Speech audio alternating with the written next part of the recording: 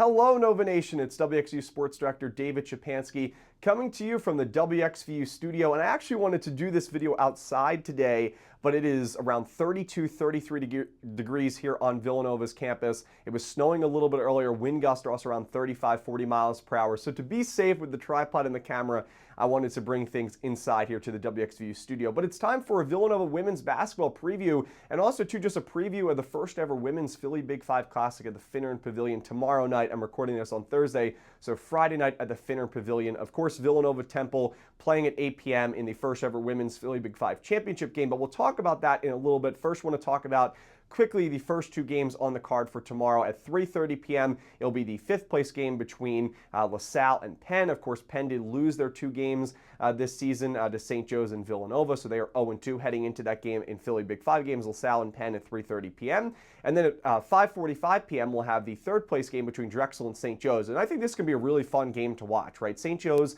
prior to the loss against Villanova on Sunday, they only had one loss coming into that game against Villanova. They have a really high-powered offense. Villanova's defense was able to shut them down. But I think it's going to be a very competitive game. Drexel can definitely play competitive and have a chance to steal that game. I believe they're 3-3 coming into that contest. So that's going to be a fun one to watch, 5:45 p.m. Drexel and St. Joe's. And then in the championship game, it's Villanova versus Temple at 8 p.m. And we'll have coverage for you on WXVU beginning at 7:30 p.m. with the pregame show from the Finn. But before we talk about that, let's dive more into both of these teams, Villanova and Temple. We'll start with Villanova. The Wildcats are 5-3 coming into this game. They're coming off of a 16-point victory on Hawk Hill in enemy territory against St. Joe's on Sunday afternoon. And the Wildcats played probably their best game of the season against St. Joe's. Jasmine Bosco had a career-high 26 points, and Bosco just continues to impress, right? She's a true freshman who does have experience of playing with Team Canada, and she's really answered all the calls for Villanova this season. She's a great playmaker, a great facilitator.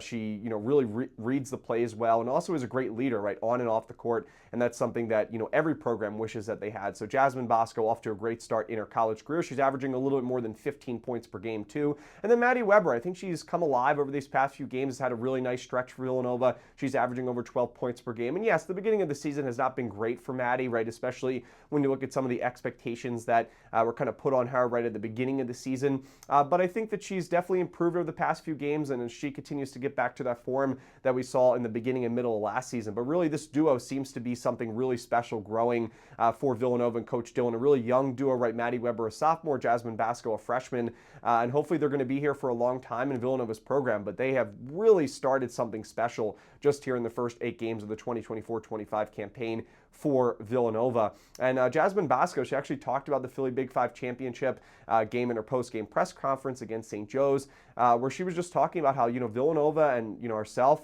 they just want to bring back as many trophies as they possibly can to the main line, to Lancaster Avenue. And it really starts on Friday night as they'll take on St. Joe's, or I'm sorry, not take on St. Joe's, we'll take on Temple in the championship game of the first ever Women's Philly Big Five Classic, again at 8 p.m. It's definitely been brought up a couple times. I've been learning more about it. Obviously, we talked about it before this game, but we're looking for as many championships as we can get, and so this was our first stop right here after Bahamas, and so we want to get this Big Five championship, and so we're going to do anything to get there. And Villanova, in addition to that game against St. Joe's, I mean, they have played pretty good competition this season when you look at their resume, especially compared to Temple's resume in the first part of the season. I mean, Villanova went down to the Bahamas in the Battle for Atlantis tournament. They came out with a almost 10-point win against Texas A&M.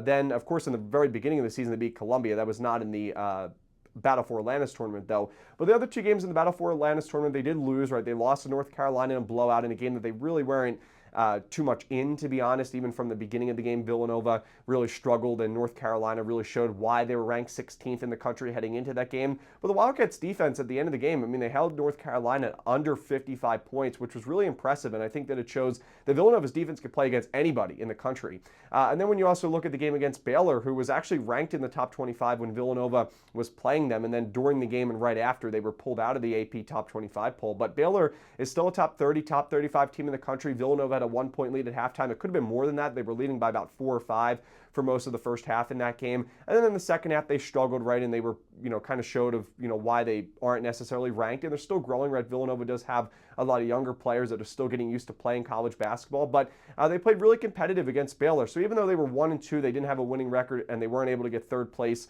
in that game against Baylor in the Battle for Atlantis tournament. The Wildcats still had a pretty good tournament where they played against competitive teams. I mean, we talked about Dominic Ricchetti and I the other day on Villanova Sports Talk. When you're designing your schedule, would you rather play, weaker non-conference teams and, win a lot of games, or play competitive teams that are going to get you ready for conference play and Big East play? And Villanova, they played a lot of competitive teams, and I think that's made them better when you look at these games against St. Joe's and going to look at this championship game against Temple. So when you look at the Temple Owls, they come into this game with a record of 4-3.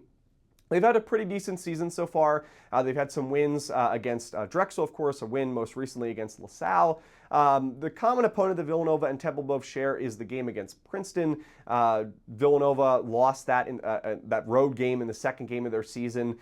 They struggled in the third quarter in the second half of that game against Princeton. And Temple was able to keep it close, but they still lost to Princeton. Temple's leading scorer is Tiara East. She's averaging over 15 points per game. East has been with Temple all 4 years. She's a senior, and she's really been averaging around 15 points per game the last few years, so she continues to be super consistent. She's not the most efficient shooter, though. She will have to take a lot of shots from the field to get to those 15 points, but she can definitely score the basketball and really control Temple's offense. But really, besides that, they have no other scorers in double digits besides Tiara East. Temple's offense really struggles. There's a lot of questions. Even though they've played weaker non-conference teams, they've still struggled offensively. They're only averaging about 61, 62 points per game, but their defense is really strong. So it's really going to be a matchup with the defenses. Villanova's defense giving up about 64 points per game. Temple's defense technically better in terms of the metrics. They've only given up about 61, 62 points per game, but you have to remember Temple has played a weaker non-conference schedule than the teams that Villanova has faced in their non-conference schedule, especially in the Battle for Atlantis tournament. So other stats, Temple, they really struggle at turning the ball over. They're giving up about 14, 15 turnovers per contest. They also really struggle from behind the arc, about 29% as a team. They're in the low to mid 30s in terms of success rate from the field. They're also under 70% from the charity stripe. So they're not a great offensive team. They don't really shoot the ball very well. They'll also turn the ball over. But Temple's biggest thing is defense. I do have some questions about their defense just because of the teams that they have played, right? We talked about it in Villanova against St. Joe's. St. Joe's had a lot of wins. Their offense and defense was really good coming into that game against the Wildcats on Sunday, but St. Joe's played weaker competition, right? And sometimes those numbers get a little bit lopsided or skewed when they play some of those weaker teams. And as for Temple, they have played some weaker teams. Their defense, they have really good numbers, so they'll have to prove it against Villanova, but their defense is definitely a strength of this Alice team. But their biggest strength is definitely their rebounding. I mean, this Temple Alice team is averaging around 38, 39 rebounds per contest, and Villanova, we know that they do struggle with their size, right? The Wildcats have improved with their rebounding and improved with their overall play since Danae Carter and Laura Edmondson have both been in the starting lineup together to provide them more size in the starting lineup, but they're still not the best rebounding team. They still don't have a whole lot of size on their team. Temple does bring size. They bring good rebounding. So that will be the main battle to watch, will be the rebounding battle. And really, maybe Temple can steal this game if they, really dominate the rebounding battle and are able to find some sort of scoring, especially if TR East has a really good game at the Finn. But I like the way that things match up for Villanova. They have the better talent. They have played the better schedule. They're coming into this game really hot off of a dominating performance against a pretty decent St. Joe's team. They won that game by 16 points. So that's going to be something to watch, of course, the rebounding battle, but also the offensive battle, right? If Villanova can score, 14, 15 points per quarter, kind of like what they did against the Hawks, I think Villanova will easily find a way to win this game against Temple. I'm not sure their offense can keep up with that pace, especially the way Villanova was scoring against St. Joe's on Sunday. So it should be a really fun game. Again, 7:30 p.m. will be our pregame coverage tomorrow at the Finner Pavilion for the championship of the first ever Women's Philly Big Five Classic, Villanova and Temple. 8 p.m. is tip-off from the Finner Pavilion. Thank you so much for watching this Villanova women's basketball preview and overall Women's Philly Big Five Classic preview. Have a great rest of your day, and as always, go Cats!